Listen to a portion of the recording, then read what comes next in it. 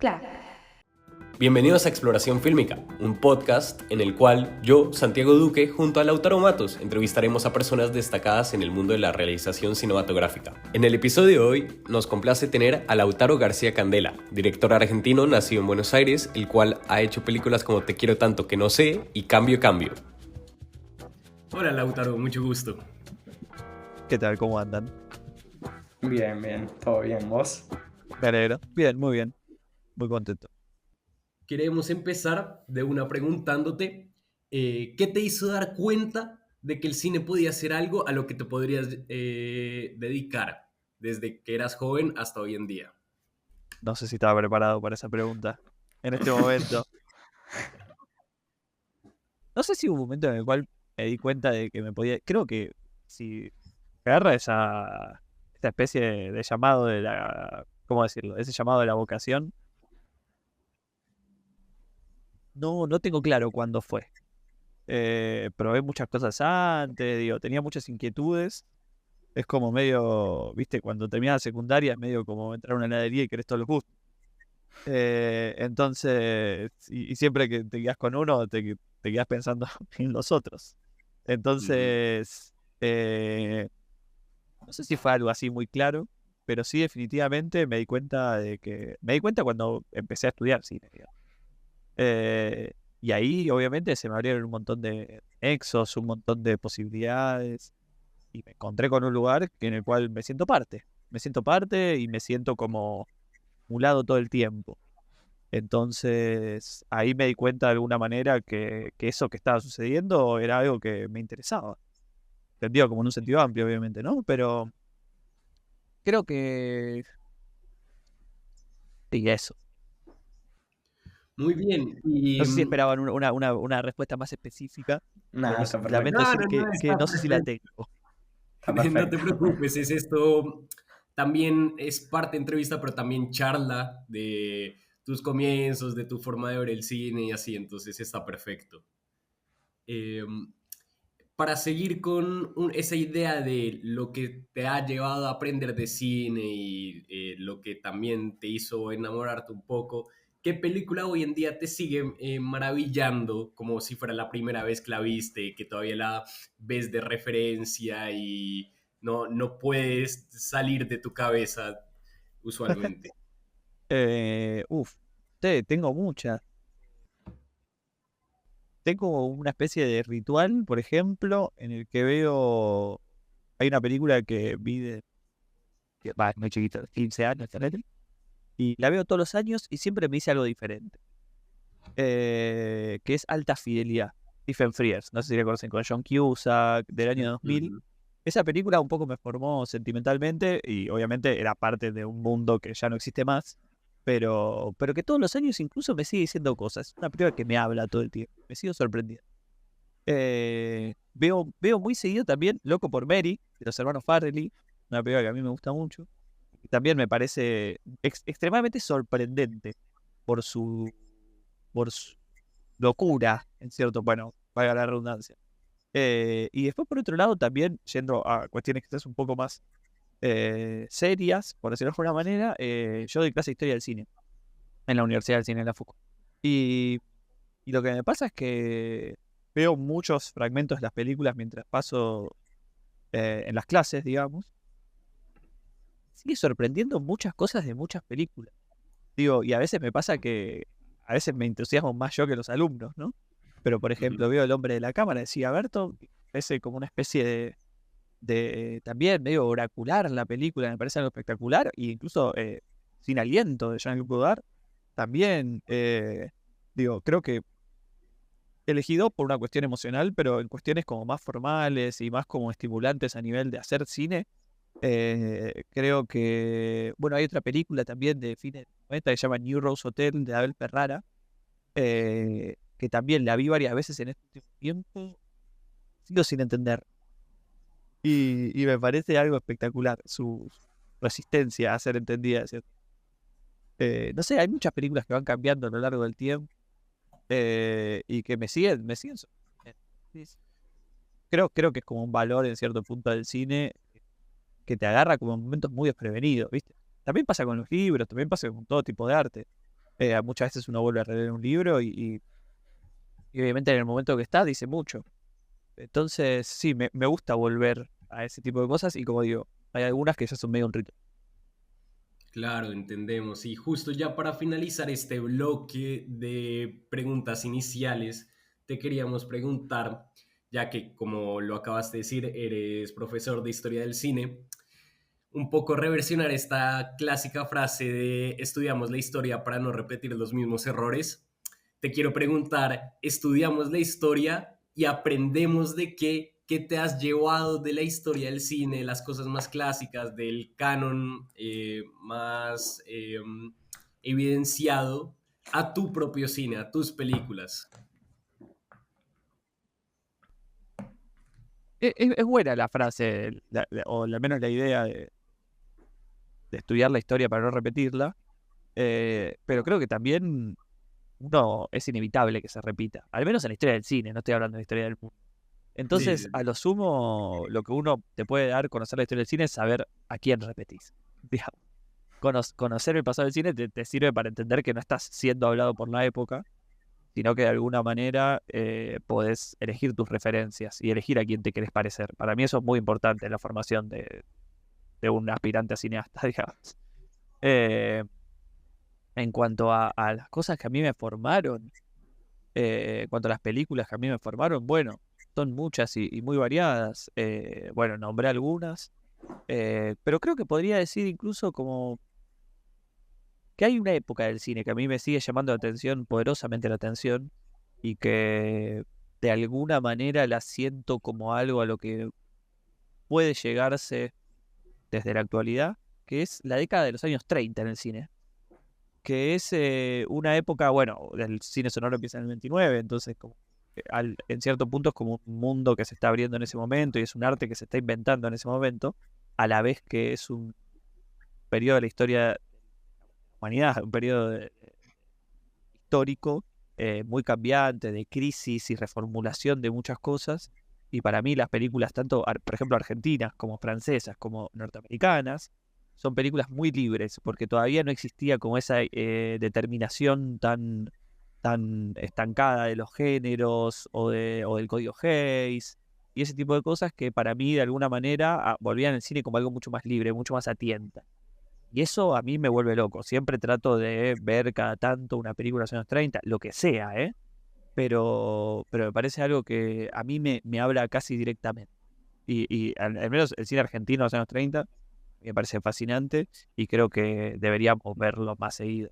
Igual no sé si quiero decir deberíamos ser eso como maestro, pero sí me parece algo que al menos que yo hago. Perfecto.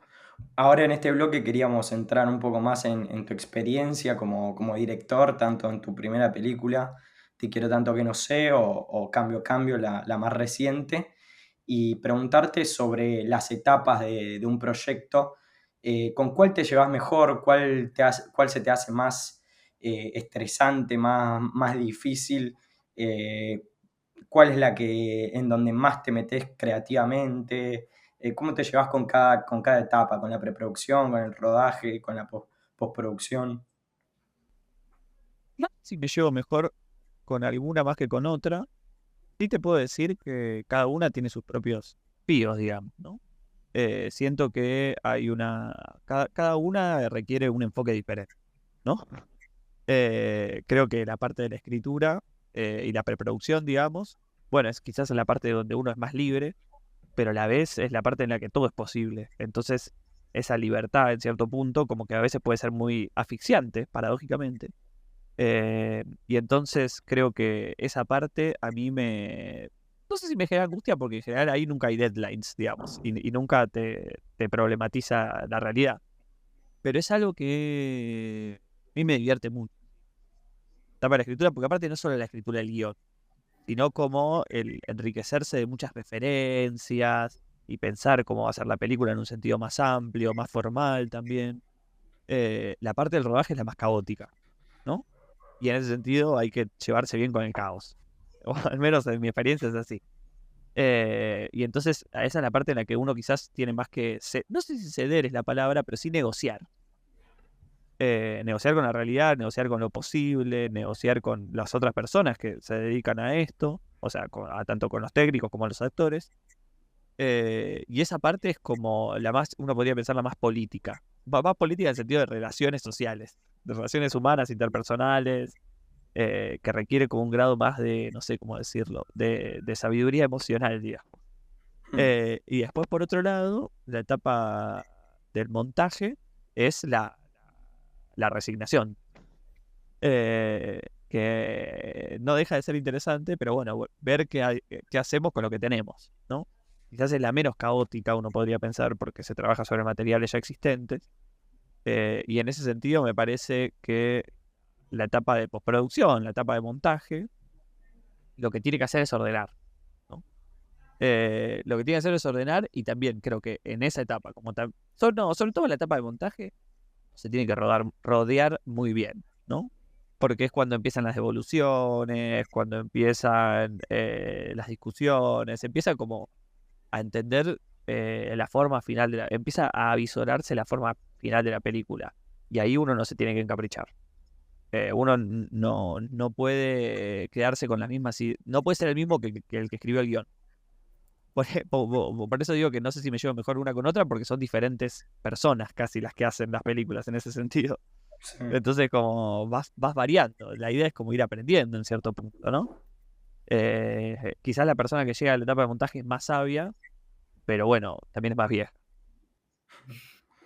Bueno, y ahora preguntándote en particular por Cambio, y su etapa de desarrollo, su guión, por lo que estoy al tanto, creo que pasó por un guión, por un taller de guión de proa y no sé si otra residencia. Quería preguntarte cómo es esa experiencia de poder charlar el guión con otros y cómo crees que te impactó en el proyecto eso. En el caso del taller de prueba, no fue una residencia, o al menos un programa que tuviera tanto que ver con la escritura, sino que tenía mucho que ver con el rodaje. Digamos, creo que aprendí mucho más sobre cómo filmar la película que sobre el argumento, en cierto punto. Porque era un programa que la idea era ir a filmar, ir a conocer los espacios, conocer actores, como que era esa dinámica en cierto punto, ¿viste? Y para mí eso estaba bueno porque el taller estaba a cargo de Rodrigo Moreno, Gerardo Naumann y Eugenia Campos Guevara, porque en general los talleres, este tipo de talleres se vuelven como muy de guión. Para mí eso trae un aire fresco, porque no estamos charlando sobre cosas que no existen. El taller estaba enfocado a hablar sobre cosas que existían, sobre problemas concretos. Mm. Y fue muy bueno por los compañeros, también por los talleristas, obviamente. Creo que han sabido llevar muy bien el grupo y películas que se han hecho. Ahora se va a estrenar una. Ahora, por otra parte, meternos un poco más en la producción y en el modelo de producción de Cambio, que, bueno, que se podría decir que es una producción más independiente, más chica. Eh, Sabemos que tuvo la financiación de mecenazgo. Queríamos saber un poco más de cómo te llevas con ese modelo de producción, si la plata del mecenazgo la usaron para el desarrollo, para rodaje, eh, y si eso, y cómo fue surgiendo el desarrollo del proyecto a la par de esa presentación en mecenazgo. Bueno, la financiación de las dos películas que hice no tuvieron muchas instancias institucionales, Minca, a pesar, Mm. y eso cambia muchísimo las cosas. La primera la hice con ahorros, o sea, con gente que eran mis compañeras de la facultad, en fines de semana, con un presupuesto muy chiquito, dio muy poco la película. La verdad es que en ese sentido los productores han sabido cómo exprimir cada centavo. Y en el caso de Cambio, fue una producción un poco más grande, que lo que hizo, bueno, básicamente tuvimos el apoyo de Gong, sí, productora española, pues nos aportó gran capital, digamos, o sea, una financiación bastante que fue fundamental para hacer la película. bastante mayor que mecenazgo, y mecenazgo en cierto punto nos ayudó a cubrir baches, digamos. Y bueno, también tuvimos el apoyo de la FUC, la que presta equipos, y en ese sentido también fue parte muy importante. Pero no, las instancias como más institucionales a nosotros no nos sirvieron tanto. Ahora no sé cuánto debe estar un mecenazgo, pero debe ser muy poco en comparación a lo que te puede ayudar para hacer una película. Ni ahí te alcanza. Y bueno, ahora con la situación del Inca va a ser todo mucho más delicado, pero me parece que no sé si ese tipo de instancias han ayudado fuertemente a la película, sino que fueron dos películas financiadas de un modo muy particular, que es medio irrepetible en cierto punto. No sé qué voy a hacer para la próxima. Antes de pasar a otra instancia, a otro bloque, me gustaría preguntarte en voz de los aspirantes directores que realmente tienen ese deseo de hacer su primera película, pero justo esa burocracia de conseguir la plata y todo eso nubla un poco la mente. Entonces, ¿cómo ha sido trabajar con buscar talleres, como lo fue Proa, o conseguir el mecenazgo? ¿Es un procedimiento difícil? ¿Es arduo? ¿O simplemente es de darle y arrancar y seguir insistiendo hasta que por fin se te dé? Es como decís, sí, me parece que hay que insistir y hay que ser lo más claro posible en las presentaciones. Hay que y ser claro y ser como preciso, ¿viste? Como que se entienda lo que estás diciendo, porque muchas veces cuando hablas de una película que no existe, es difícil de que la persona que lea entienda qué estás queriendo hacer, ¿no? Entonces como que hay que ser muy cuidadoso con eso. Se entienda lo que estás queriendo hacer. Digo, eso me parece que sería como el consejo. Si tuviera un consejo para dar, sería eso. Eh, Obviamente puede ser muy desalentador no quedar. Yo te digo, las dos películas que presentamos al Inca, ninguna quedó. Eh, sí, definitivamente puede ser muy desalentador, y por eso quizás, o sea, irse con otras dinámicas de producción y de rodaje que permitan en cierto punto la posibilidad de filmar, no no de la manera más cotidiana, no cotidiana, como es, de la manera más convencional eso. Bien. Ahora, hablando de cosas no tan convencionales, podrían llegar a ser ya de por sí las historias que has retratado en las ciudades, en la ciudad que has retratado. Entonces, esta pregunta va más en términos de narrativa y el cómo hace sentir que un barrio o toda la ciudad se sienta como un personaje. Lo escuchamos mucho como con las películas de Batman en las cuales uno dice, Gótica se siente viva, se siente parte de la historia, o en las películas de Michael Mann cuando va a Los Ángeles, como es otra presencia distinta a una película donde puede ocurrir en cualquier lado y no le hacen tanto hincapié a dónde está sucediendo. ¿Cómo lo abarcas tú a la hora de, ya sea escribir o a la hora de rodarlo?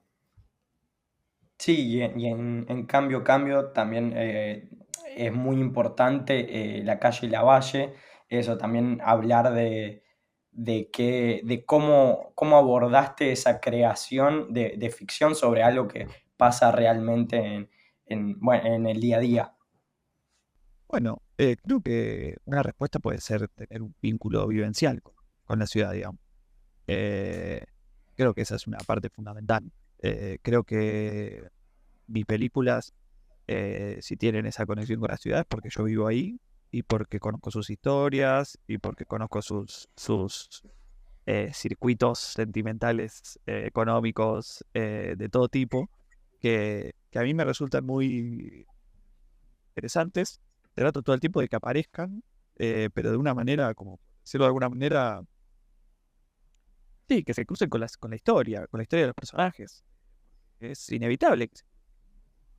Tanto desde, bueno, La Valle, en el sentido de que La Valle Florida, que es un lugar como casi una especie de laboratorio a cielo abierto sobre las relaciones económicas de este país, tanto como una circulación más sentimental, como puede ser el final de Cambio Cambio, Todo te quiero tanto, que en cierto punto lo que trata es de como una especie de o recuerdo o historia que tiene que ver con la circulación de la ciudad, y en que en ese sentido, después de caminarla tanto y haber vivido acá tanto tiempo, me parece que es como una especie de campo minado, uno podría pensar. Yo siento la ciudad a veces es un poco pesimista decir esto, pero la siento como un campo minado de recuerdos.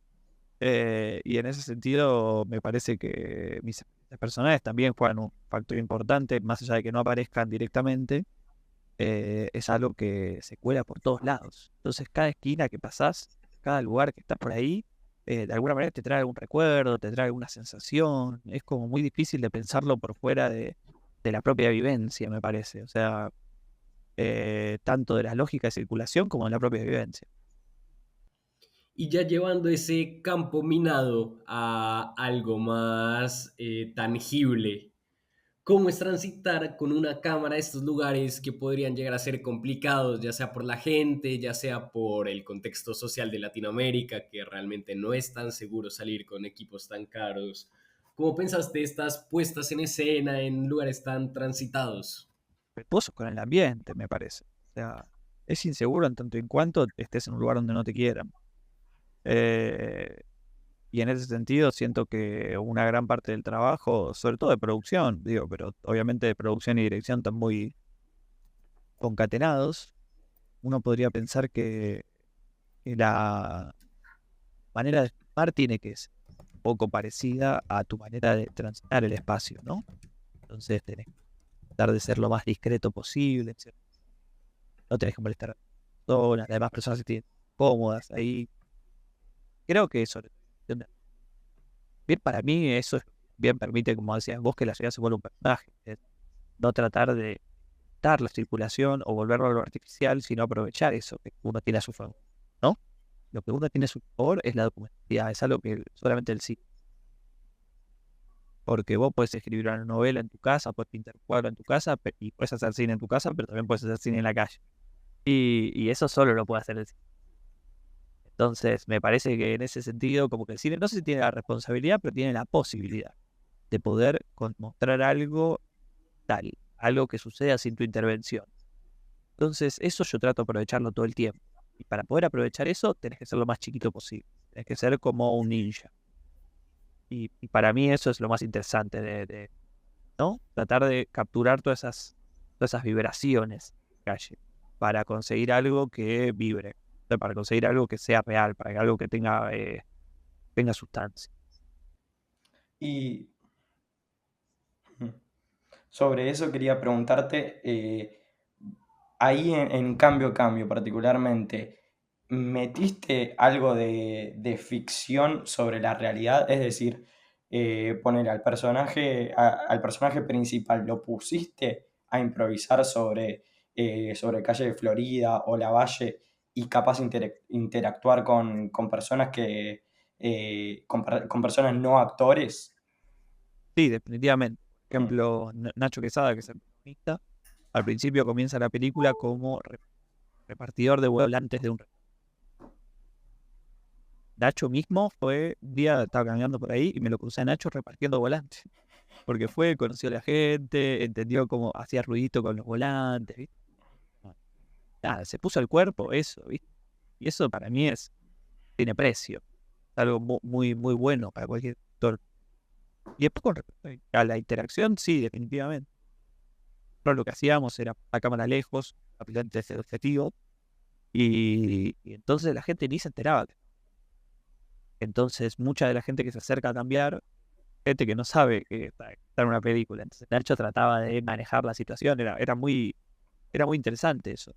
Aparte, en un momento del rodaje, al protagonista, a Ignacio Quesada, estrenó El Marginal de Netflix, lo reconocían por la calle, entonces Nacho decía, no, mirá, estoy acá, no sé qué. Entonces lo llevaba para otro lado, le decía, sí, que trataba de como usar esas situaciones a su favor. Y en ese sentido hablo de que el rodaje es como la situación más política de relación de persona a persona, ¿viste? Entonces, para mí eso implica como una muñeca muy grande y no estar encaprichado, tratar de que las cosas para cambio, ¿Qué tanto dirigiste la ficción y qué tanto dirigiste los humanos, su ego, los problemas ya que superan el cine y el arte en sí? bueno, en realidad es una forma de dirección, incluso ser lo más chiquito posible y tratar de no tocar la realidad. es otra forma de dirección, digamos, porque quizás uno está muy acostumbrado a que la idea de director sea un director a lo Kubrick o a lo Wes Anderson, que trate de como cuidar cada momento del cuadre, cada momento del ritmo del...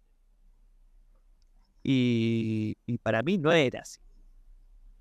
Había que pensarlo de otra manera, todo porque no tenemos los medios, poco me interesa. Entonces, la parte documental, bueno, se dio como, igual, de alguna manera era como un palimpsest. O sea, se daba una sobre otra, la parte documental y la parte ficción. Por un lado está sucediendo algo muy ficcional en la película, porque la película tiene unos códigos genéricos, como después robo, tiene como algo muy, muy ficticio, tal, si se quiere. Pero por otro lado, por atrás pasan un montón de cosas que yo no dirijo. Quizás la parte de la ficción sí se escribió más desde el guión, digamos, sabiendo que iba a estar empapada de todo lo otro. Entonces, eso me parecía un desafío, todo un desafío. Pero creo que funcionó, en cierto punto. A un momento, creo que a veces la mirada se te va a los personajes y a veces la mirada se te pierde y se te va a otro lado, ¿no? Esa especie de idea de una cosa a otra se volvía una alquimia, ¿no? Algo que entre las dos hacía más que la suma de las partes.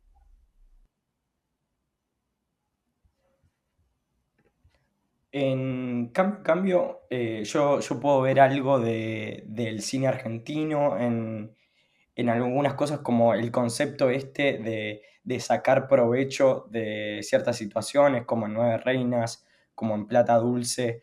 ¿Qué sentís que tiene del cine argentino Cambio Cambio? Bueno, sí, definitivamente hay como una galería de personajes que era como algo más que natural, digamos, algo que iba surgiendo. Creo que la historia del cine argentino nos da muchos ejemplos de eso. El cine argentino también, no sé si quiero decir en general, pero cierta etapa del cine argentino a mí me influenciaron. Por ejemplo, hablo de los años 30, bueno, sí, 30, que tenían que de alguna manera conectar con el sentimiento de las clases bajas, que eran las que iban al cine. Entonces, una gran parte de las historias se trataban sobre eso, sobre no tener plata. Entonces, creo que eso también en los años 50, en los años 60, había una idea muy, por ejemplo, película de David Con, Fábula Cautiva de Gala, que son películas que ya sí salen a la calle y que de alguna manera empiezan a dar relación, cosas perspectiva más, no es inteligente, pero más consciente. Pues por otro lado, sí, bueno, el cine es algo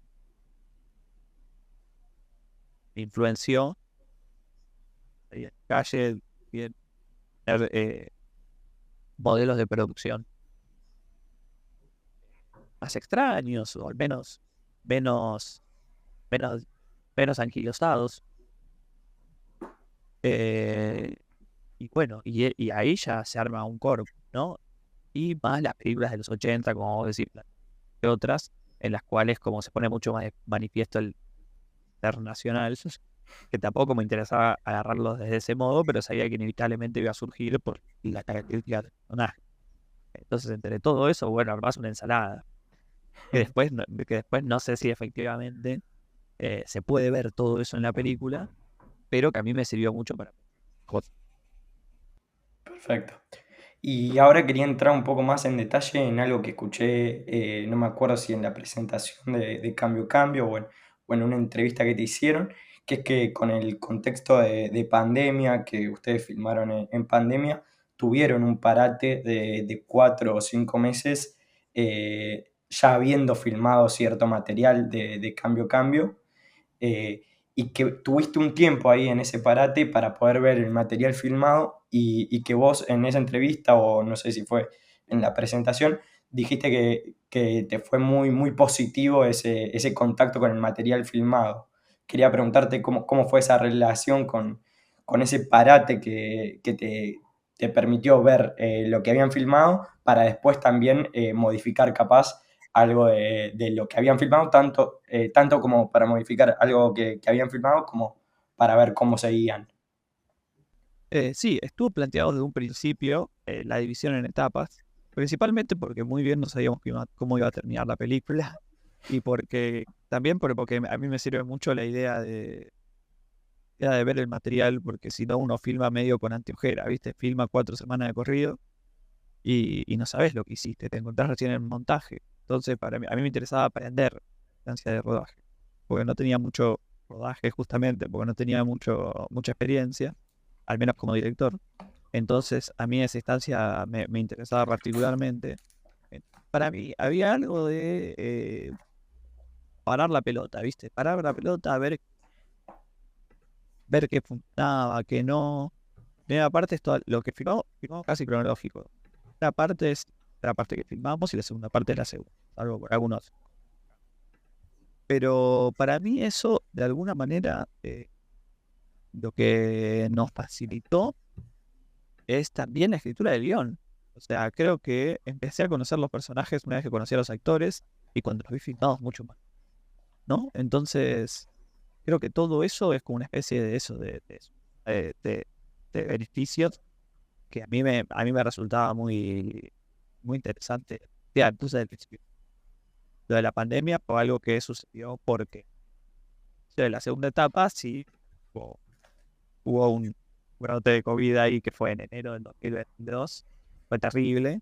Eh, bueno, y todo mucho el trabajo, el rodaje, digamos, pateando un mes después. Eso no estuvo bueno. Eso no fue algo de lo que aprendí mucho, pero eso es lo frustrante. Pero sí, lo otro sí estuvo pensado y de alguna manera no sirvió. Y justo mencionas que es algo específico que fue planteado desde la producción. Ya puede ser ese tipo de métodos o operaciones formales más como movimientos de cámara o elección de lente, pero para ti, ¿cuál es tu herramienta principal para contar historias de una manera más específica? Como a dónde le das más atención a la composición, a la luz, a ti qué te interesa en tu cine. Una relación virtuosa entre la cámara y la actuación. Obvio. O sea, que la actuación esté para la cámara y la cámara esté para la actuación. Que se vuelva ahí una especie de acción como de ida y vuelta, digamos. Y para mí, esa podría ser uno de los... Y también, de cierto punto, también el guión. Creo que, si bien no soy guionista, ni en pedo, pero creo que ya de buscar mundos digamos, como de contar ciertas cosas, a mí también, yo creo. Sí, bien, de las cuestiones normales, si se quiere, sino también tema, creo. Eh, Esa sería. Estaría igual, de hecho, estaría muchísimo. Pero me gustaría seguir experimentando con los actores. Que son personas que me dan miedo y fascinación en partes igual. Y que me resulta muy Lo difícil entendemos. y que los quiero conocer más. Eh, entonces, como si algo que tú. Y también lo que me interesaría, como. Eso decirte atrás, yo hacia adelante. Como tratar de hacer el rodaje algo más como improvisado. Hay tanto lugar para la improvisación entre Mm. la película. Bueno, pues uno a veces se tiene que atender mucho al rodaje, al escenario, todo eso. Siento que estas películas me gustaría más probar desde ese lado. Tratar de ser más loco en cuanto a la improvisación, ¿no? Que quizás no hubo tan en ese sentido. Hemos hablado que en otros sí. Bien. Por si acaso hemos estado teniendo variaciones de tu volumen, si acaso volver a acomodar un poco el micrófono, por favor.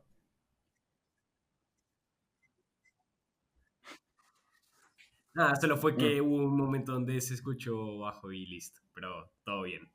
Ahora, para la siguiente pregunta, también va un poco hilada a esas herramientas que utilizas y justo la universidad hace bastante hincapié en un tema que es los géneros.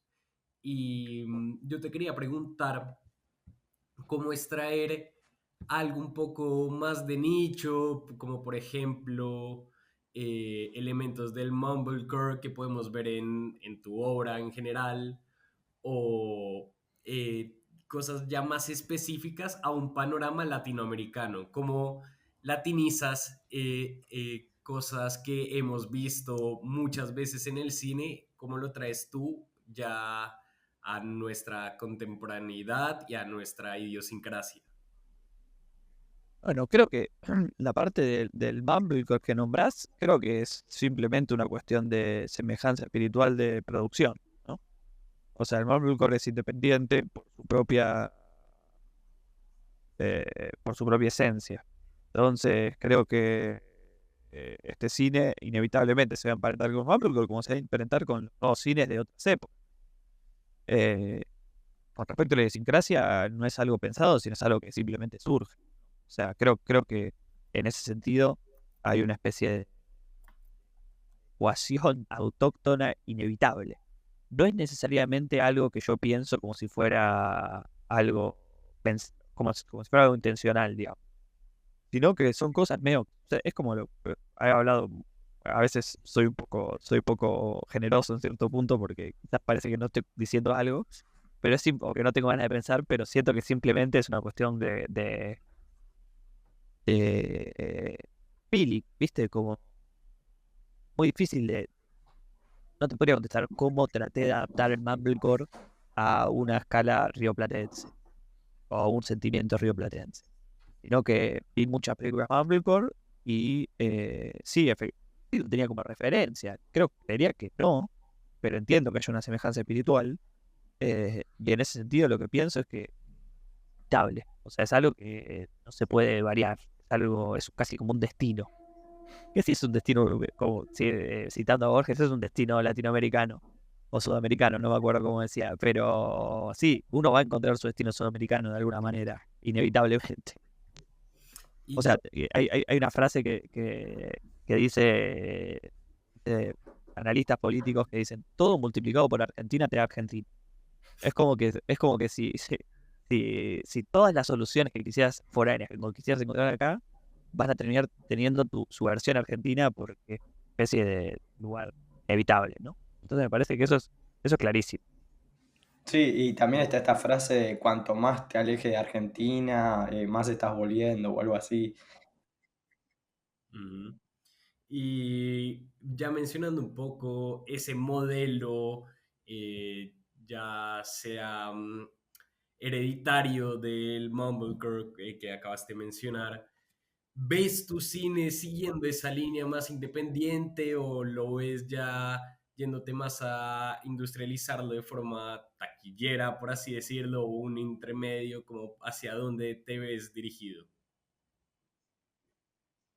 Sí, en general, en tu carrera.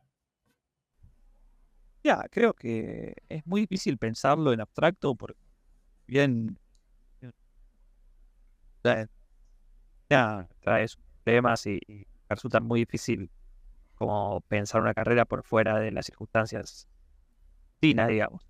Entonces, mira, creo que sí, la salida son dos. Por un lado, o pensarlo desde la independencia más absoluta, o pensarlo desde el mainstream más absoluto. Creo que cada vez esos lugares se vuelven más interesantes. O sea, pasa que, bueno, para las dos son muy difíciles.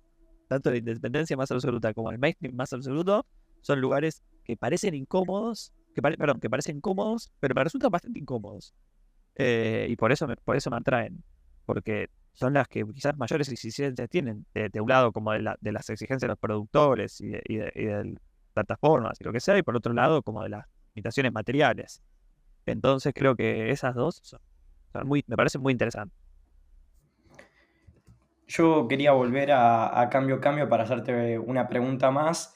Quería preguntarte sobre algo que tiene Cambio Cambio de esta intertextualidad con, por ejemplo, con la música que hace él, que después parece que suenen en las secuencias, en las secuencias estas donde vemos muchos planos de la Valle, de Florida, y después también preguntarte por la intertextualidad del último poema que vemos en el video que hace él, y que le manda a ella porque está de viaje. ¿Cuándo encontrás ese poema? ¿Por qué sentís que ese poema encajaba perfecto con la peli, porque me parece que sí, que habla mucho, ese hombre de la ciudad habla mucho con el personaje que retratás en la peli. Bueno, con respecto a la música, te puedo decir que me parece interesante que pareciera que el personaje estaba haciendo algo de la puesta en escena, digamos, de la música de la película, como que se estuviera metiendo, ¿viste? Y que eso le da mucha cercanía a la forma, ¿no? Mm. ¿Para qué me están hablando? Y eso a mí me divertía, sobre todo, igual también por las cuestiones narrativas también. Digo, eh, creo que la situación de la música como motor, porque evidentemente es como una especie de motor para el personaje, es algo que parecía muy interesante, porque eso le da como una idea de ambición que nos trae la música. Para el personaje es algo que se va a terminar de realizar con dinero, en última instancia, de lo que se trata la película también, ¿no? Y después, por otro lado, me interesaba la cuestión del poema, porque de alguna manera el poema yo no tengo idea de quién es, o sea, sé lo que dice la película, que lo tiene en la pared, alguien, pero no mucho más que eso. Y me lo crucé en mis caminatas, que son como, de alguna manera, mis caminatas son el origen de la película. Sentía que había una especie ahí de llegada, por decirlo de alguna manera. O sea, la película llegaba a algún lugar. Eh, Poema también me gusta porque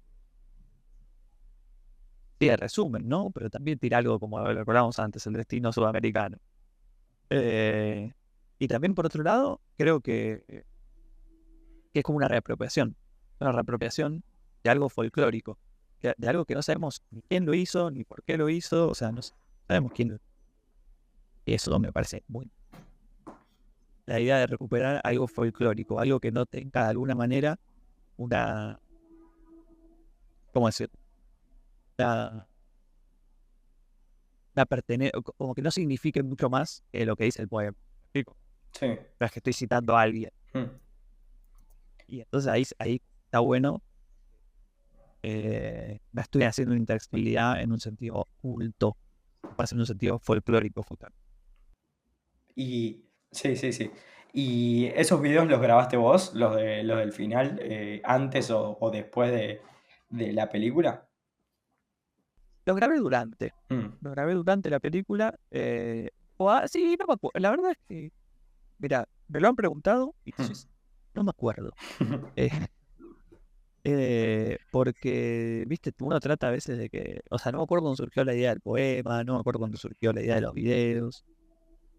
Siento que es preferible pensarlo, o sea, tratar de ser lo más inocente posible a la hora de escribir, a la hora de enfrentarse a los problemas que plantea un guión y olvidarse de todo lo que uno sabe, ¿no? Y en este caso, bueno, también me olvidé de cuándo se me ocurrió. Pero creo que lo que hizo fue también darle una especie de reprobación. Yo lo pensé de esa manera. Es decir, la protagonista, la Florencia, que es arquitecta, de alguna manera le da, ¿cómo decir?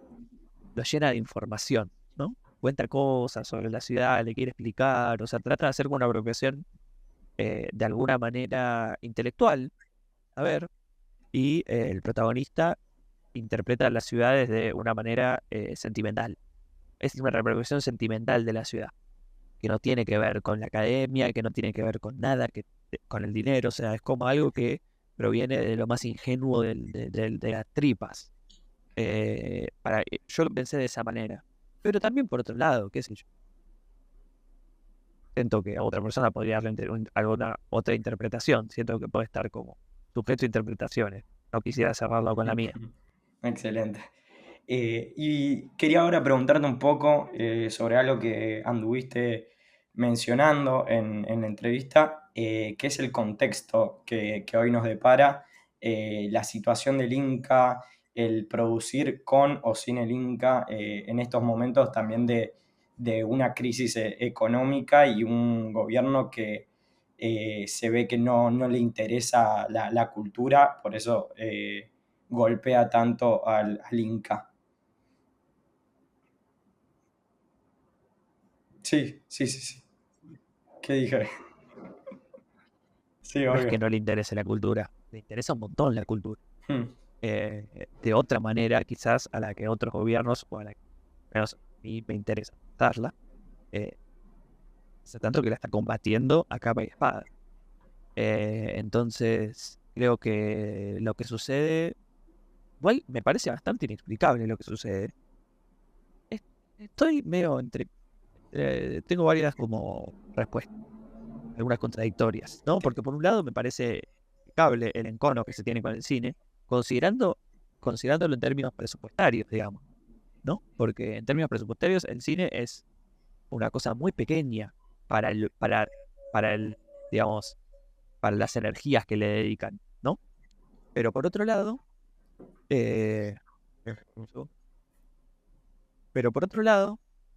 cine también, evidentemente generaba una especie de, la palabra es separación, pero generaba una especie de resquemor en las de la sociedad. Evidentemente no estaba tan conectado con la sociedad como nosotros hubiésemos querido o hubiésemos imaginado, ¿no? Entonces de repente parece que llevarse puesto al cine argentino no es tan grave. O no es tan grave para una gran cantidad de personas. Sí. Obviamente para quienes hacemos cine sí. Nos parece inexplicable y nos parece una aberración. Pero creo que, bueno, en cierto punto no hemos desarrollado los anticuerpos. Obviamente nadie puede imaginar que iba a venir un cliente así. Aunque hay gente que sí lo imaginó y lo pensó. Muchas maneras. Roberto Eval, adelante de los años 30. Pero en cierto punto creo que no hemos logrado como de alguna manera establecerlo o generar los anticuerpos necesarios, ¿no? Eso es como una especie de autocrítica que te hago. Sí. Pero después, por otro lado, creo que ante qué hacer, y esa es la pregunta. No echarte las culpas hacia atrás, sino tratar de ver qué hacer. Te interrumpo. Bueno, yo me lo pregunto todo. ¿Qué rumbo tomar? Claro, o sea, yo creo que en una instancia primero está bueno pensar la independencia, pero también la independencia plantea otros problemas, que son los una especie de aislamiento, ¿no? Porque el cine independiente tiene un alcance, tiene una perspectiva que no tiene mainstream. Y el cine mainstream también está amenazado. Entonces, como decía antes, son lugares incómodos ambos. Parece interesante plantearlos no de manera tan separada, si quisiéramos, pero ambos nos enfrentamos a los mismos. Y para mí eso es un tema conjunto de todo el cine argentino. Y bueno, pero para eso hay que charlar y ver qué hacer. Y esa charla tiene que existir. Así como en la política, ahora en la oposición. Como está sacando trapitos al sol, están peleando todos con todos para ver qué hacen. Bueno, algo así debería suceder en el cine argentino, yo creo. Porque parece como algo que puede, de una manera, purgar. No sé si purgar es la palabra, perdón, es una fea palabra. Pero sí causar. Entonces, creo que el cine argentino está en un encrucijada. Te hago una repregunta sobre lo que me dijiste de que a este gobierno sí le interesa la cultura. ¿No pensás que si de verdad le interesase la cultura, estarían proponiendo otra manera en vez de avasallarla, de solo destruir la que ya está? Yo, a lo que iba mi chicana, en cierto punto, era que el cine o sea, le interesaba la cultura tanto como para que no exista, Eso. para que no haya espacio de discusión. O sea, le interesa mucho al nivel de querer destruirla. Pero porque para ellos también no es necesario de alguna manera proponer otra cosa, porque lo que ellos defienden es una idea mercantilista del cine, y para eso no es necesario fomento. Para eso ya está Netflix. Entonces no es necesario hacer una contrapropuesta. Todo lo contrario. Ese vacío se va a llenar. Ese vacío sí lo va a regular el mercado, definitivamente. No tengo la menor duda. Ahora bien, el Estado podría estar para cosas que de alguna manera contradigan el discurso oficial, incluso y esto es muy paradójico, porque estoy diciendo, el Estado debería preparar un discurso contraoficial, un discurso no oficial, porque sos el Estado, también sos parte responsable de la oficialidad. Sí, Entonces, eso puede ser algo interesante. Como que siempre hay una tensión ahí. perfecto. Siempre hay una tensión ahí y que me parece muy interesante. Ya cerrando con la entrevista, nos quedan 2 preguntitas y terminamos. Yo quería preguntarte sobre lo que se viene, lo próximo que vas a dirigir, si nos puedes contar. Yo escuché y me mata la curiosidad, te tengo que preguntar sobre este proyecto que estás escribiendo, esta libre adaptación de La Viuda Alegre de Lubitsch. Si puedes contar un poco, si puedes contar un poco a los oyentes esta idea que tenés que a mí me sorprendió y me gustó mucho, y si es lo próximo o si planeas que sea lo próximo, eso. Mira, no sé si va a ser lo próximo porque es algo que es un proyecto muy grande y viendo la actualidad va a ser un poco complicado, pero sí, se me había ocurrido y tal guión sobre, o un nativo de guión. Pero sí, cuando hubo una vez que medio que surge al mismo tiempo que Cambio, que surge cuando Mauricio Macri, dice, tenemos que enamorarnos de nuevo del FMI o algo así. Y quien era la del FMI era Cristalina, no me acuerdo si no era Cristina, que era otra así como manda más del FMI.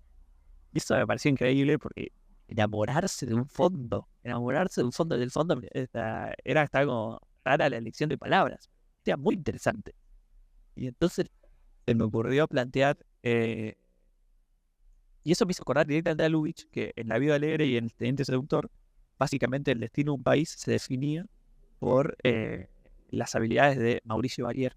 Lubitsch fue un director de cine en los 30, antes también que hacía comedia, y una parte de su cuerpo de Mauricio Barier, que era un francés muy encantador, que cantaba, bailaba, era divino, era...